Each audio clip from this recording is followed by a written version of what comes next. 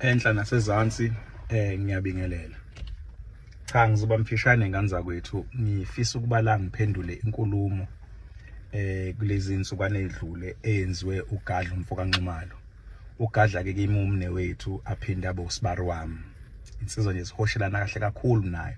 Kepha le nkulumo ngithi angiyiphendule ngoba Gadla kunabantu abaningi abayizinsizwa eyisencane eyikholela kuwena ngoba umholi uma phambi kwabantu nje ubucula uma phambi kwabantu kunabantu abaningi noma yini oyikhulumayo abazoyithatha njengeqiniso kugcine konakala nezingane abazoyithatha njengeqiniso sibari kugcine konakala ngisho nezingane zethu lezi esizamayo ukuthi siyikhulise ngesizulu ekuyiso kulelizwe eselabanjeni. Sibari udala inhlekelele ezweni. Lento ikhulumayo sibari ukuthi umuntu uba umnomzane lapha ekugane khona ingane yakhe, awubi umnomzane uma ngabe ingane yakho ingaganile, uba umnomzane ngoba uganisile ingane yakhe yagana. Lo nkulumo sibari ihlanakezelwe. Ayisilona iqiniso sibari. Ngoba kushuthi ngenye indlela wena sibari uthi indoda egane ezali ingane zayo azangagana kusho lo ndoda yaze ize yafa ingaye nomnomzane. Uqonda ukusho lokho, uqonda ukuthi sibari amadoda angazange azale abe nenhlahla ukuthi abe nabantwana kusho ukuthi lawo madoda baze bafa bengasiba abanomzane. Ukwakha umuzi sibari kakusikhona ukwakha indonga bese ziyama bese kuthiwa usuwakha umuzi kayihlo. Ngamzukwana uthatha isinqumo sokuba ngiyagana, ugane usinele uphenduke kuba umnomzane ngaso leso sikhathi leso.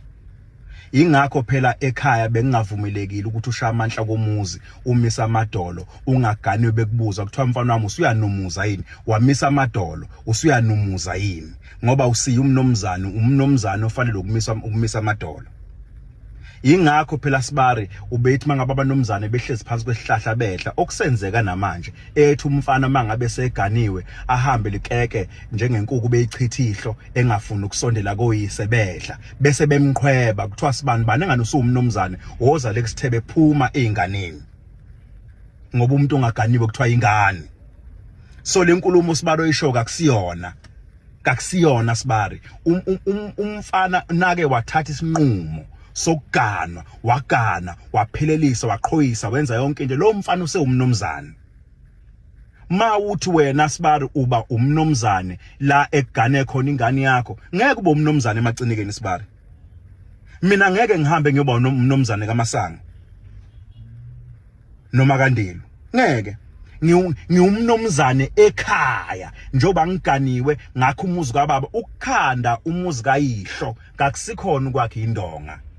Ukuthatha isinqumo sokuthi umuzi ungapheli uganwe. Uma ke wagana usumnomzane uyihlo usezela indoda awubusaba umfana. Ngakho sibari ngithi lento kasiyilungise ngoba sibari uma phambi kwabantu baningi abantu abakholela kuona udala insambathe kungakazi uyibone ezweni kuzomosheka ngisho lezi izingane esizele ngoba lenkulumo zoze zife zibuka zicabanga ukuthi ziyoba abanomzane la kugane khona izingane zazo. Sibari akusikho. Ngikuphendula kahle sibari ngoba phela ngithi sizalwa yiba abanomzane. Singabanomzane nje sibari namhlanje sizalwa yiba abanomzane satshelwa futhi ukuthi yini umnomzane singabanomzane ngokungahlonizi. Ngakho lenkulumo engiyikhulumayo kakusona isiZulu futhi sasemthandeni kaMaphumulo. Isizulu lesi sakaZulu kona wonke umuntu omZulu osiqondayo. Kodwa lokho okuchaza sibari kakusikhona. Uhamba eceleni kwendlela indlela ikhona sibari. Asikulungise noma sesibonana sizoyixoxa lento sibari kodwa hayi sibari ugejile sibari wami.